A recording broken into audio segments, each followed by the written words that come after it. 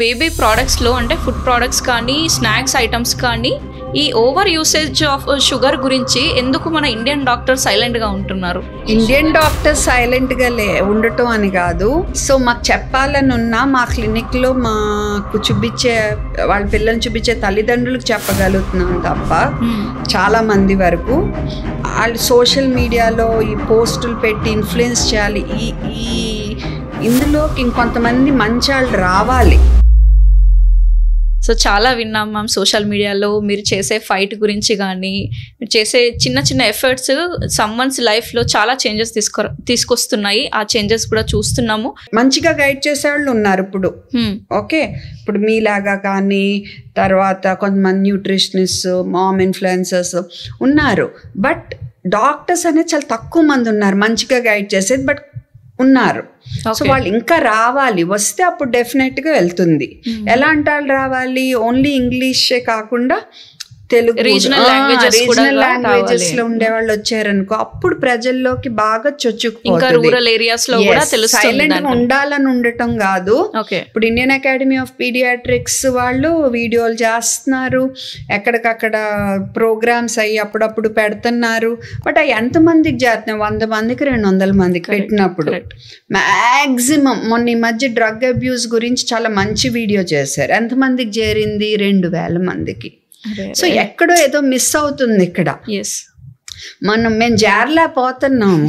So అది ఎలాగనేది మీలాంటి వాళ్ళ దగ్గర కొంచెం నేర్చుకోవాలి కూడా ఏమో. అది సో చెప్పాలని ఉంది, చెప్పాలన్న తపన ఉంది. పిల్లలు ఎలా నష్టపోతున్నారో మాకు తెలుసు. But we're not able to reach people. Correct. అమ్మయ్య, పిల్లల ఎగ్జామ్స్ అయితే అయిపోయాయి. పొద్దున్నే లేవాల్సిన పని లేదు ఇంకా. కానీ సమ్మర్ హాలిడేస్ స్టార్ట్ అయ్యాయి. మీకు తెలుసు కదా, పిల్లలు ఫుల్ టైం ఇంట్లోనే ఉంటే పేరెంట్స్కి ఎంత టార్చరో. 12 అయినా నిద్రలేవారు. ఇంట్లో వండేది తినకుండా ఏవేవో జంక్ ఫుడ్స్ అడుగుతుంటారు. ప్రతి చిన్నదానికి అరుస్తారు, కొట్టుకుంటారు, ఏడుస్తారు. పేరెంట్స్ చెప్పిన మాట అయితే ఇంకా అస్సలు వినరు. డే మొత్తం ఆ టీవీలో ఈ ఫోన్లోనే మునిగిపోయి టైం వేస్ట్ చేస్తారు. పిలిచినా కూడా పలకరు, అసలు లేజీ అయిపోతారు. బ్యాక్ ఆన్సర్ ఇస్తారు. Complaints, comparisons, depression, frustration, stress, కోపం, బాధ. హలో రిలాక్స్, నీ బాధ నాకు అర్థమైంది. I'm there to help you. ఈ coming Saturday become a stress free parent అనే 3 hours powerful parenting workshop 10 AM నుంచి 1 PM వరకు ఎక్స్క్లూజివ్లీ తెలుగు పేరెంట్స్ కోసమే నేను కండక్ట్ చేస్తున్నాను. మీరు అండ్ మీ లైఫ్ పార్ట్నర్ తో కంపల్సరీ అటెండ్ అవ్వండి. ఈ వర్క్ షాప్ మీ పిల్లల గ్రోత్ కోసం ఒక బెస్ట్ ఆపర్చునిటీ అవుతుంది. మరి ఇంకెందుకు ఆలస్యం? ఇప్పుడే కింద ఉన్న లింక్ ని క్లిక్ చేసి రిజిస్టర్ చేసుకోండి. మీకోసం జూమ్ కళ్ళతో ఎదురు చూస్తూ ఉంటాను.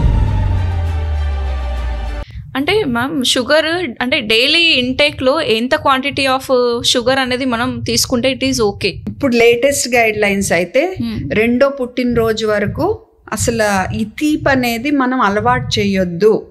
చేస్తే కనుక మిగతా ఫుడ్స్ వాళ్ళకి అలవాటు అవ్వవు అనేది ఫస్ట్ గైడ్ లైన్ ఇప్పుడు లేటెస్ట్.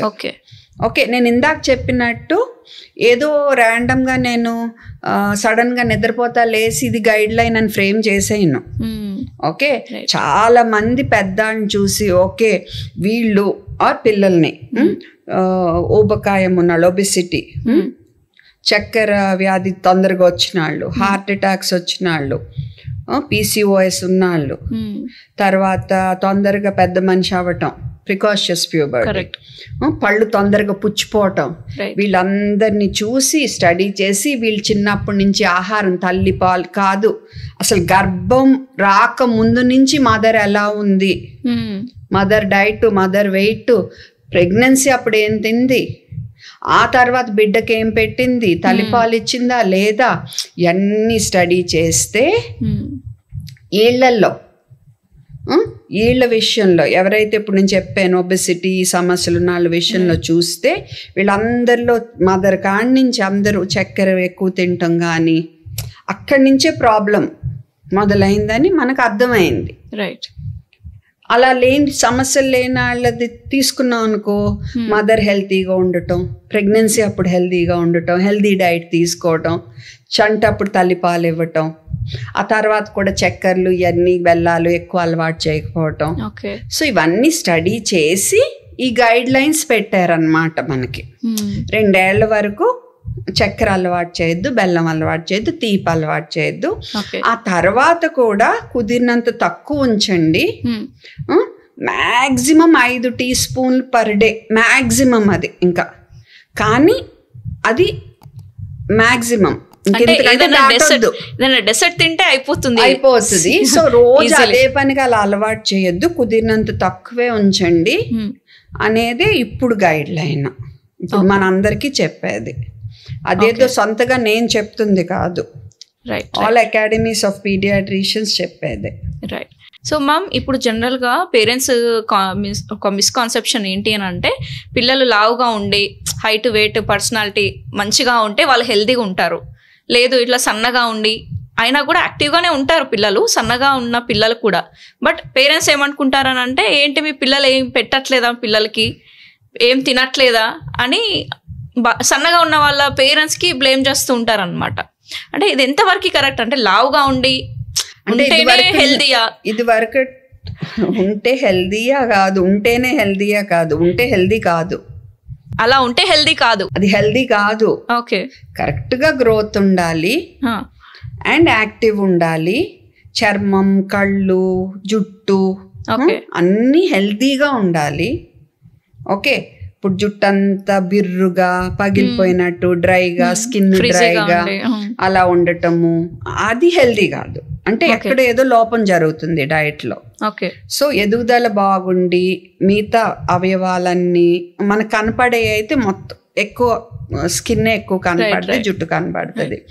ఓకే, పేల్గా లేకుండా, అంటే పేలగా అంటారా, పేలగా రక్తం తక్కువ, రక్తవిహీనంగా కనపడకుండా చక్కగా అన్ని హిమోగ్లోబిన్ అవన్నీ బాగుండి యాక్టివ్ ఉండి పిల్లలు, ఆకలి బాగుండి, మోషన్ అది ఫ్రీగా వెళ్తా, మంచిగా నిద్రపోతా, హుషారుగా హ్యాపీగా ఉన్నారనుకో, అది హెల్దీ. గ్రోత్ చార్ట్స్ ఉంటాయి పర్లేదు, కానీ యాక్టివ్ గా ఉన్నంత వరకు ఎలాంటి అంటే మరీ అసలు అంత సన్న కాదు, అంటే ఒక యావరేజ్ లిమిట్ అనేది ఉంటుంది కదా, ఒక గ్రోత్ చార్ట్ ఇస్తారు కదా పీడియాట్రిషియన్స్ లో. ఒక్కొక్క ఫ్యామిలీ ఒక్కొక్క రకం కదమ్మా, నా జీన్స్ వేరు, మీ జీన్స్ వేరు, ఆ రకంగా వాళ్ళు ఉంటారు కొంతవరకు తల్లిదండ్రులు బట్టి. సో ఆ గ్రోత్ కూడా అలాగే మెయింటైన్ అవుతారు.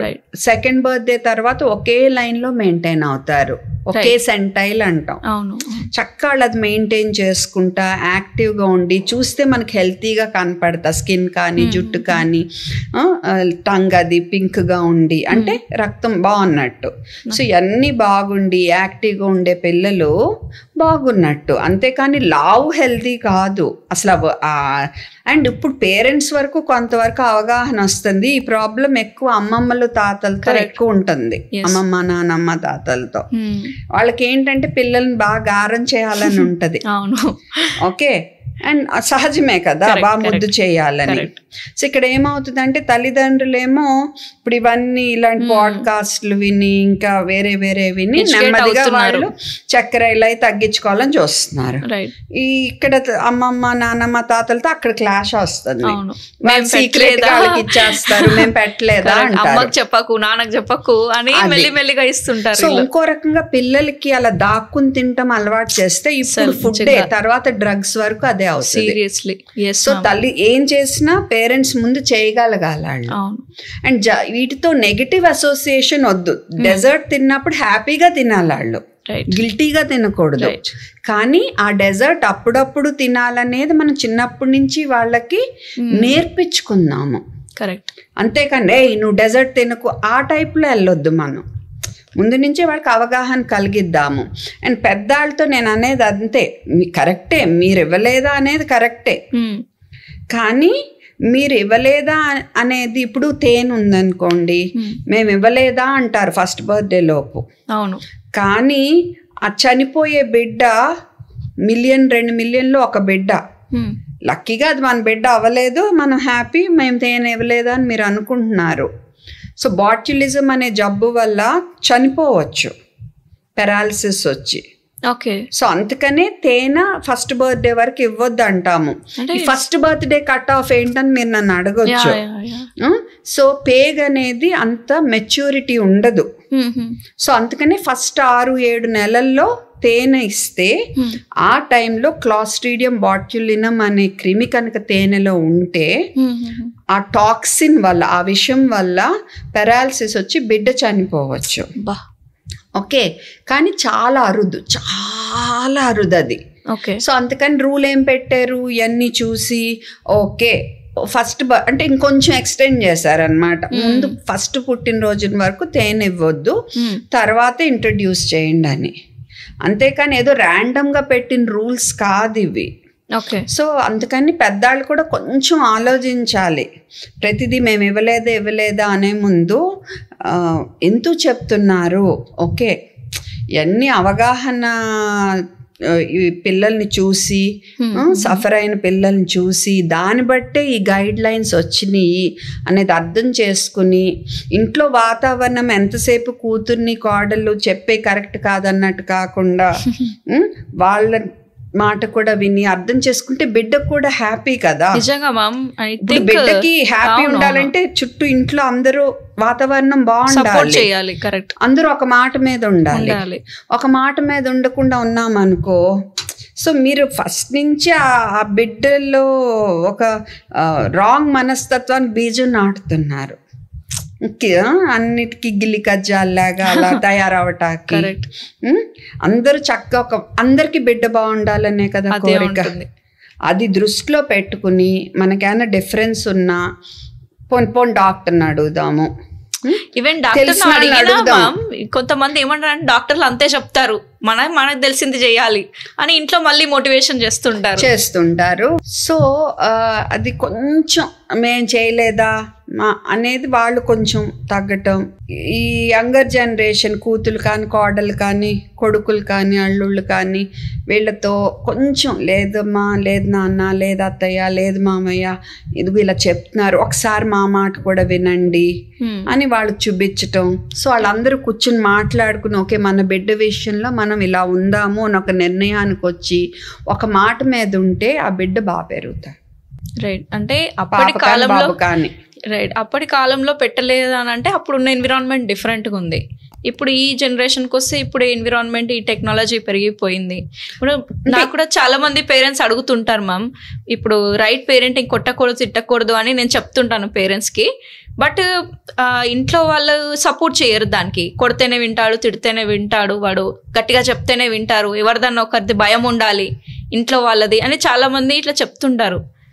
ఇప్పుడు ఓల్డ్ జనరేషన్ ఏదైతే ఉందో చెప్పినప్పుడు ఇప్పుడు న్యూ టెక్నాలజీస్ ఇవన్నీ ఉన్నాయి, ఇప్పుడు అవి వాడకూడదు కదా. న్యూ ట్రెండ్స్ ఏవైతే ఉన్నాయో, ఇప్పుడు మొబైల్ ఫోన్ వచ్చింది, అప్పుడు లేదు. మీరు అప్పుడు అలాగే ఉన్నాము, ఇప్పుడు కూడా అలానే ఉంటామంటే ఇప్పుడు ట్రెండ్స్ మీరు వాడకూడదు, టెక్నాలజీని యూజ్ చేయకూడదు, కార్లలో తిరగకూడదు, అంతే కదా. ఇప్పుడు అప్గ్రేడ్ ఇవి అయ్యారని అంటే దీన్ని కూడా అప్గ్రేడ్ చేసుకోవాలి. ఇప్పుడు నువ్వు వచ్చేవన్నీ తీసుకుంటున్నావు, అవును, కానీ నీ బేసికల్గా ఏంటంటే మన అందరం మనకు కావాల్సింది చేయాలి. ఇది మనకు కంఫర్ట్ ఇస్తుంది, చేస్తాము. ఇదైతే కనుక మరి నేను నమ్మేది నువ్వు రాంగ్ అంటున్నావు, అంతే కదా, అందుకని నేను చేయను. రైట్, ఆ మనస్తత్వం వదిలిపెట్టి నాకు నా బిడ్డ బాగుండాలి, నా మనవడు బాగుండాలి, నా మనవరాలు బాగుండాలి, అందుకని నేను ఇప్పుడు ఏముందో తెలుసుకుంటాను. ఇదివరకంటే ఎప్పటికప్పుడు సైన్స్ ప్రోగ్రెస్ అవుతుంది. ఇవాళ మనం చెప్పేది రేపు మళ్ళీ మారొచ్చు.